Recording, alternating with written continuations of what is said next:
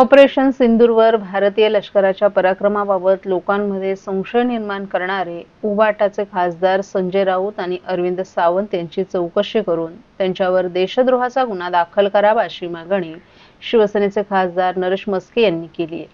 भारतीय लष्कराच्या कारवाईवर संशय घेणारे संजय राऊत आणि अरविंद सावंत या दोन्ही खासदारांच्या तोंडून पाकिस्तानची भाषा बाहेर पडत असून ते पाकिस्तानी लष्कराचे प्रवक्ते बनलेत अशी सडकून टीका खासदार म्हस्के यांनी केली आहे। ठाण्यात आयोजित पत्रकार परिषदेत त्यांनी ही टीका केली। गेले 2 दिवस भारतीय लष्कराच्या कारवाईवर संजय राऊत आणि अरविंद सावंत संशयास्पद परिस्थिती निर्माण करत असल्याचं म्हस्के यांनी सांगितलं। पाकिस्तानी लष्कर, पाकिस्तानी राज्यकर्त्यांची भाषा राऊत आणि सावंत यांच्या तोंडून बाहेर पडत आहे। गिरे तो भी टांग ऊपर हे कोणाला उद्देशून आहे असा सवाल खासदार म्हस्के यांनी अरविंद सावंत यांना केलाय। भारताच्या हवाई दलाचा वैमानिक दक्ष असून आदेशाची वाट पाहत आहेत।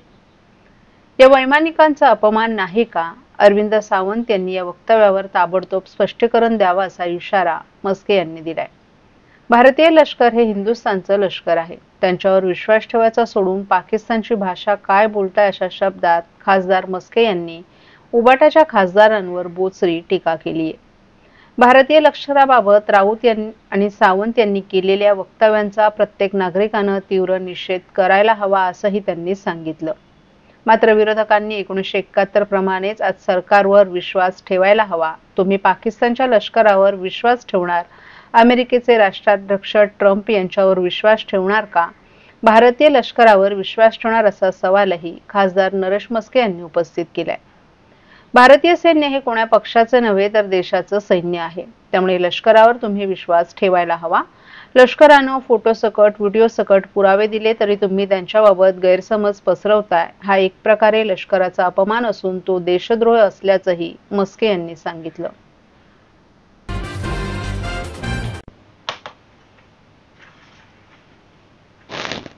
महाराष्ट्र राज्य माध्यमिक आणि उच्च माध्यमिक शिक्षण मंडळाच्या 10वी परीक्षेचा निकाल आज दुपारी 1 वाजता जाहीर झाला। यंदा राज्याचा एकूण निकाल 94.10% लागला असून पुन्हा एकदा मुलींनी मुलांपेक्षा चांगली कामगिरी केली आहे। ठाणे जिल्ह्यातील निकाल विशेष लक्षवेधी ठरला असून 95.56% विद्यार्थ्यांना यश मिळाले। जिल्ह्यातही मुलींचा निकाल मुलांपेक्षा अधिक असून त्यांनी पुन्हा एकदा आघाडी घेतली आहे।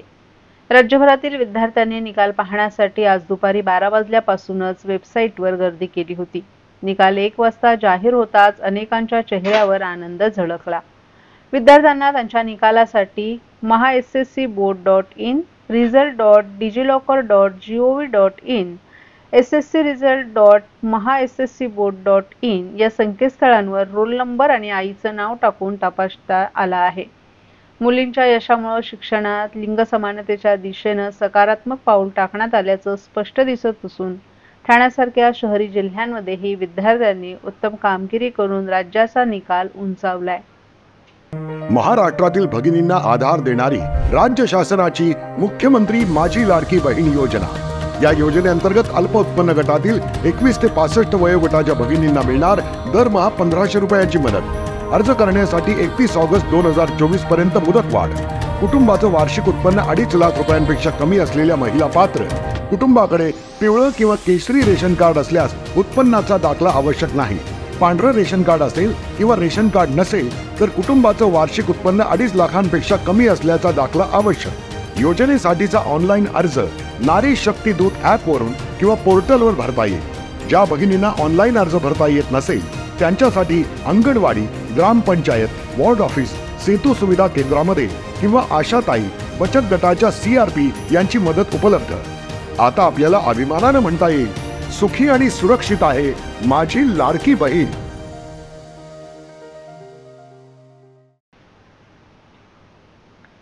ऐन परीक्षेच्या कालावधीमध्ये वडिलांचा अपघात झाल्यानं रुग्णालयात उपचार सुरू असताना कोणत्याही प्रकारे न डगमगता परीक्षेला सामोरं जात ठाण्यातील समृद्धी खामकर या तरुणीनं 92.20% गुण मिळवले असून भविष्यात CA होण्याचा मानस तिनं व्यक्त केलाय। नुकताच 10वीच्या परीक्षेचा निकाल जाहीर झालेल्या निकालानंतर सर्वत्र आनंदाचं वातावरण आहे। पाचपाकाडी नामदेवाडी येथे राहणारी क्रिएटिव्ह हायस्कूलचे विद्यार्थी समृद्धी दीपक खामकर या मुलीनं आपल्या प्रतिकूल परिस्थितीत अडचणींवर मात करत 10वीच्या परीक्षेत 92.20% गुण मिळवत शाळेत पहिला क्रमांक पटकावलाय. परीक्षेच्या काळातच समृद्धीच्या वडिलांचा मोठा अपघात झाला. यामध्ये त्यांच्या पायाला गंभीर दुखापत झाली होती. त्यांच्यावर सायन हॉस्पिटल येथे उपचार सुरू असल्यानं आई वडिलांजवळ होती. ऐन परीक्षेच्या कालावधीत समृद्धीजवळ आई वडील नव्हते. परीक्षेला अवघा 1 महिना सुरू असतानाच वडिलांवर रुग्णालयात उपचार सुरू होते. अशातच घरात संपूर्ण नैराश्याचं वातावरण पसरलं होतं. असं असताना देखील जिद्द आणि चिकाटीच्या जोरावर समृद्धीनं मोठं यश मिळवले. या कालावधीमध्ये तिच्या बहिणीनं तिला भक्कम अशी साथ देत तिचं परीक्षेसाठी मनोबल वाढवलं. अत्यंत काळजीच्या परिस्थितीमध्ये घरातील वातावरण योग्य ठेवत समृद्धीनं ही परीक्षा दिली. समृद्धीला गणित या विषयाची प्रचंड भीती वाटायची, मात्र सरावातून तिची ती भीतीही दूर झाली. क्लासेसच्या शिक्षकांच्या माध्यमातून मिळवलेल्या योग्य मार्गदर्शनाचा लाभ घेत समृद्धीनं संस्कृत या विषयात 96 गुण मिळवलेत. त्यामुळे तिच्या टक्केवारीमध्ये देखील वाढ झालीये. समृद्धीचा 10वीचा निकाल जाहीर होताच तिच्या कुटुंबियांनी आणि स्थानिक रहिवाशांनी आनंद व्यक्त करत तिचं कौतुक केले. त्याचबरोबर मुलांनी 9वीचाच पाया भक्कम करावा, जेणेकरून 10वीची परीक्षा सहजरित्या पार होईल. 9वी हा 10वीचा पाया आहे. 9वीमध्ये असतानाच अभ्यासावर अधिक भर द्या आणि निडरपणे परीक्षेला सामोरं जा असं आवाहन समृद्धीनं समस्त 10वीच्या विद्यार्थी वर्गाला केलं आहे. कारण अभ्यासामध्ये ती आहेच हुशार खरं म्हणजे, पण ह्या वेळेला कसं झालेलं, मिस्टरांचा ऍक्सिडेंट झाला होता, त्यांचा पायाचं म्हणजे ऑपरेशन्स होती, मी सायनला होती, घरामध्ये ती आणि तिची फक्त बहीण होती. पण त्या दोघींनी इतकं म्हणजे हे केलं होतं ना, मोठ्या मुलीने पण सपोर्ट केला त्यावेळेला तिला. तिने स्वतःहून पण इतके एफर्ट्स घेतले, म्हणजे पप्पा समोर एवढे घरामध्ये असताना म्हणजे सगळं त्यांना इंजुरी झाले, त्यांना अर्ध डोक्याला टेन्शन येतं. मला खरोखर माझ्या मुलीचा अभिमान वाटतो. म्हणजे मला असं असुर आवरत नाही मला खरोखर, म्हणजे इतका मला अभिमान वाटतं तिला. खरोखर म्हटलं छान काढलंय, म्हणजे असं वाटतं की खरंच कौतुकास्पद वाटते मला खरोखर. म्हणजे पुष्कळ खुश आहे मी, शब्द नाही माझ्याकडे. आणि तिथे त्यावेळेला टीचर्स लोकांनी पण सपोर्ट केला, म्हणजे प्रिन्सिपल सर वगैरे क्लासचे. कारण मी त्यांना सांगितलं होतं की माझ्या मुलींकडे म्हटलं जरा अशी कंडिशन आहे, तुम्ही लक्ष ठेवा. तर ते बोलले तुम्ही काही टेन्शन घेऊ नका. त्यांनी पण खरोखर सपोर्ट केला. हो, सिंग सर वगैरे ते खरोखर सगळ्यांनी छान सपोर्ट केला. तिने पण मनावर घेतलं होतं. ती बोलली होती पप्पा जेव्हा माझे पेपर असणार ना, ते तुम्ही स्वतः मला सोडायला येणार, असं. इतकं म्हणजे तिने पप्पांना पण एनकरेज करत होती, बहिणीला सांगत होती आपण काही केलं, काही करायचं आणि चांगले मार्क भेटणार, हेच आपलं पप्पांना खरं गिफ्ट असणार. एवढं तिने छान केलं आणि तिने करून दाखवलंय ते, म्हणून मी फार खुश आहे. थँक्यू.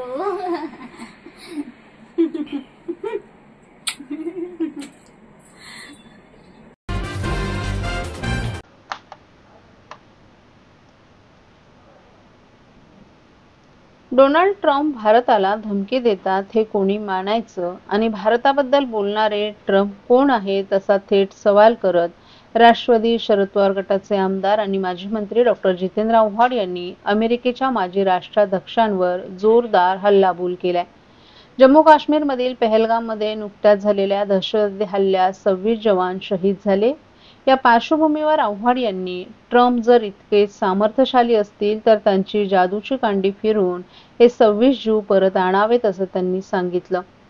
इंदिरा गांधींनी निक्सन आणि हेनरी किसिंजर यांना स्पष्ट शब्दात सांगितलं होतं, भारताच्या अंतर्गत बाबत हस्तक्षेप करू नका. तसंच शरद पवारांनीही स्पष्ट केलंय की जम्मू काश्मीरमधील हा दहशतवादी हल्ला भारताचा अंतर्गत विषय आहे, मग अमेरिका कोण आहे मध्ये बोलणारी, असंही आव्हाड यांनी म्हटलं आहे. बिहारमधील शहीद जवान मोहम्मद इम्तियाज यांच्या अंत्ययात्रेसाठी कोणताही भाजप मंत्री किंवा मुख्यमंत्री नितीश कुमार गेले नाहीत. यावरही आव्हाड यांनी नाराजी व्यक्त केली आहे. बिहारमध्ये निवडणुका सुरू असल्यामुळे नितीश कुमारांना शहीदांचा सन्मान करण्याची उसंत नाही असा औपरोधिक टोलाही आव्हाड यांनी लगावलाय. असं आहे की ते काय बोलले तर मला माहित नाही ते भारताशी, पण ते जर जाहीररित्या हे सांगणार असं की भारताला धमकावलं तर हा प्रत्येक भारतीयाचा अपमान करतोय. आम्ही घाबरणाऱ्यातली जमातच नाही, आम्ही घाबरणाऱ्यातली जमातच नाही. कोण आहे डोनाल्ड ट्रम्प आणि तो आमची दिशा ठरवणार का? आमची परराष्ट्र नीती काय असेल, आमची मुत्सद्देगिरी काय असेल, हे डोनाल्ड ट्रम्प ठरवणार. कोण डोनाल्ड ट्रम्प? काय त्याचा संबंध भारतीय राजकारणाशी?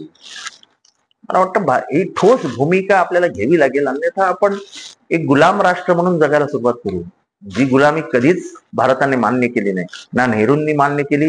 71च्या युद्धात प्रचंड घाबरवलं भारताला निक्सननी आणि किसिंजरनी. निक्सन हे तेव्हा राष्ट्राध्यक्ष होते, नाही ऐकलं इंदिराजींनी. त्यांनी सांगितलं तुम्ही तुमचं काम बघा. आणि ते जाहीररित्या सांगितलं, असं नाही की बंद कमऱ्यात सांगितलं, जाहीर प्रेस कॉन्फरन्स घेऊन सांगितलं, माइंड युअर ओन बिझनेस. आणि तिला जे करायचं ते केलं. तिने पाकिस्तानचे 2 तुकडे करून बांगलादेश हातात देऊन टाकलं. एक स्वतंत्र राष्ट्र जगाच्या पाठीवर निर्माण झालं. त्या कमी आहे? पवार साहेबांनी सांगितलं कोणीही ज्याला भारतीय मातीबद्दल अभिमान आहे, स्वाभिमान आहे, तो प्रत्येक जण सांगेल की कोण डोनाल्ड ट्रम्प. मी तर पहिले 5 दिवसा अगोदरच बोललेलो, कोण डोनाल्ड ट्रम्प. पंतप्रधानांनी उघड भूमिका घ्यायला पाहिजे होती, तो त्यांचा प्रश्न आहे. पण भारतीय जनतेच्या मनात ही रुखरुख असणार ना की डोनाल्ड ट्रम्प ठरवणार का आमचं 26 जीव परत आणून देणार आहे, की जादू केली डोनाल्ड ट्रम्पने 26 जीव परत आले, असं होणार आहे का?